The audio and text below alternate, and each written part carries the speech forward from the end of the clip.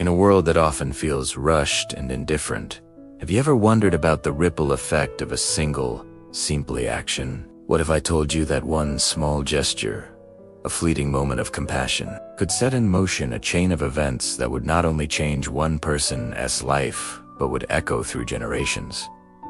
This isn't just a hopeful thought. It's a story that unfolds every day, often unseen. Today we're going to pull back the curtain on one such story, a tale about a man named Arthur, a lonely librarian who believed his life was a closed book, and a young girl named Lily who taught him that the most beautiful chapters are often the ones you don't expect. This is the story of how one act of kindness changed everything. Arthur lived a life meticulously arranged, much like the books on the shelves of the old city library where he had worked for over 40 years. His days were a quiet rhythm of stamping due dates, reshelving worn volumes, and the soft rustle of turning pages. He was a man of routine, finding comfort in the predictable silence and the scent of aging paper. But beneath this calm exterior, a profound loneliness had taken root. His wife had passed away years ago. His children were grown and living in distant cities, and the silence of his small apartment in the evenings was often deafening. Arthur felt like a forgotten novel, gathering dust on a high shelf, his own story long since finished. He moved through his days with a quiet resignation, believing his purpose had been served and that the world had little use for an old librarian with ink-stained fingers and a heavy heart. He was simply waiting for the final page to turn. One bleak afternoon, as a cold, relentless rain lashed against the library's tall, arched windows, the heavy oak doors creaked open. A young girl, no older than 10, stood hesitating on the threshold, drenched and shivering. Her name was Lily.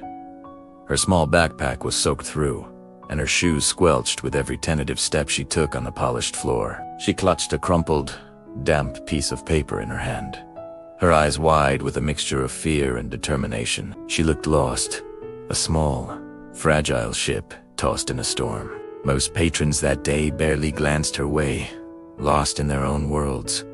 But Arthur saw her. He saw the tremor in a small frame and the desperate hope in her gaze. Something in him, a long-dormant spark of paternal concern, flickered to life. Putting aside the book he was cataloging, Arthur approached her slowly, his voice gentle.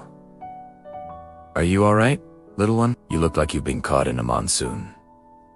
Lily flinched at first, then looked up at the kind, wrinkled face peering down at her. She shyly held out the damp paper.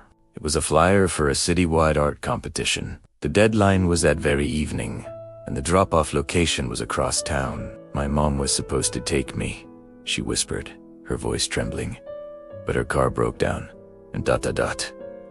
And I walked. I thought I could make it."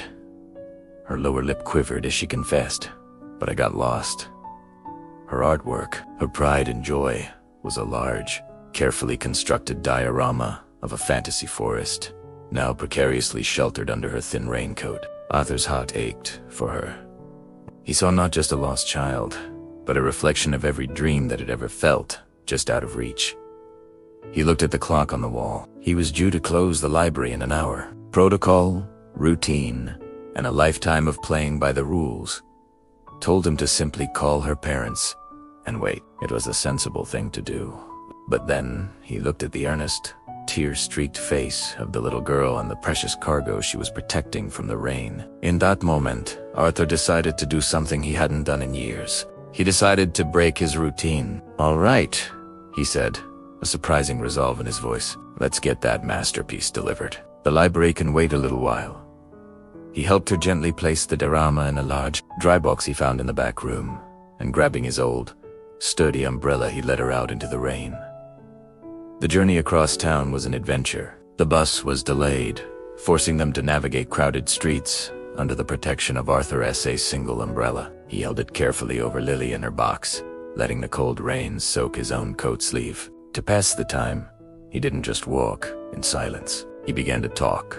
He told Lily stories about the city's hidden histories, about the statues they passed and the old buildings that held secrets. He pointed out gargoyles perched on rooftops and explained their purpose. For the first time in years, Arthur wasn't just reciting facts from a book. He was sharing his world. Lily, in turn, forgot her anxiety and began to talk about her art, about the magical creatures that lived in her diorama, and about her dream of one day creating worlds for everyone to see. In the midst of the bustling, indifferent city, a small, unlikely friendship began to blossom. They arrived at the community center with only minutes to spare. A harried organizer took the entry, barely glancing up. To her, it was just one more submission. But to Lily and Arthur, it was a monumental victory. As they stood in the dry, warm lobby, Lily's mother finally arrived. Frantic with worry, her relief at seeing Lily safe was immense, and her gratitude towards Arthur was overwhelming. "I don't know how to thank you," she said, her voice thick with emotion. Arthur simply smiled. "It was my pleasure. Your daughter is a remarkable artist." As he walked back to the library in the now subsiding rain, something inside him had shifted. The world seemed a little brighter, the colors a little more vivid. He felt a warmth that had nothing to do with the weather.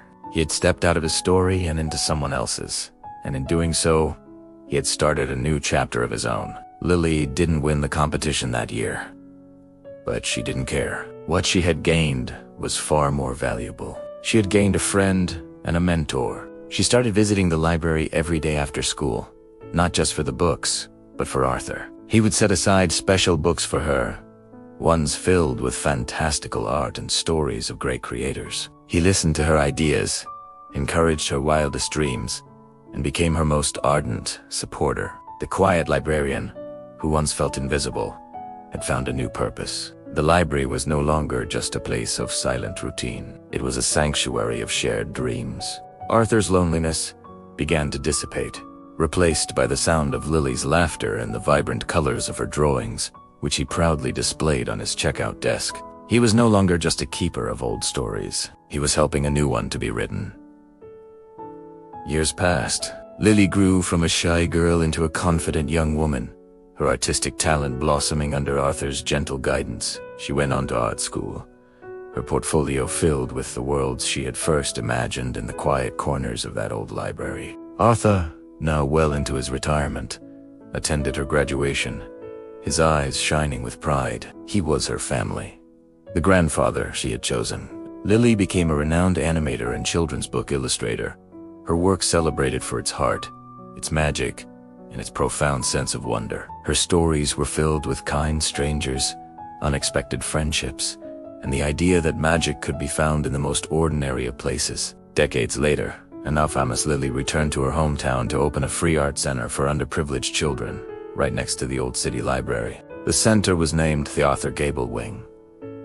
During the dedication ceremony, with an elderly Arthur sitting in the front row, his hands frail, but his smile as warm as ever, Lily told the crowd the story of that rainy afternoon. "I'm often asked where I get my ideas," she said, her voice filled with emotion. "And the truth is, all of my stories, all of my art, it all started here.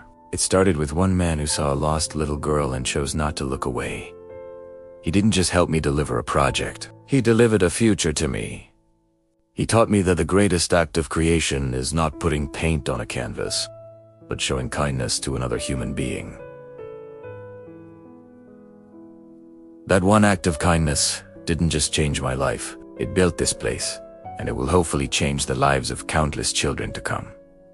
So, what is the lesson in this story? It's a powerful reminder that we are all authors of each other's lives.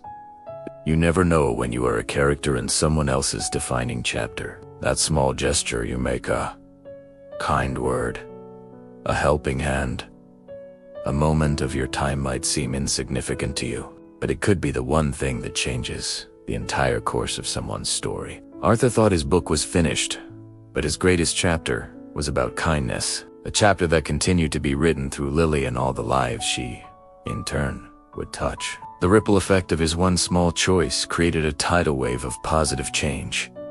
Think about that. Every single day, you hold the pen. You have the opportunity to add a beautiful sentence, a hopeful paragraph, or a life-changing chapter to someone's story. Never, ever underestimate the profound, world-altering power of a single act of kindness.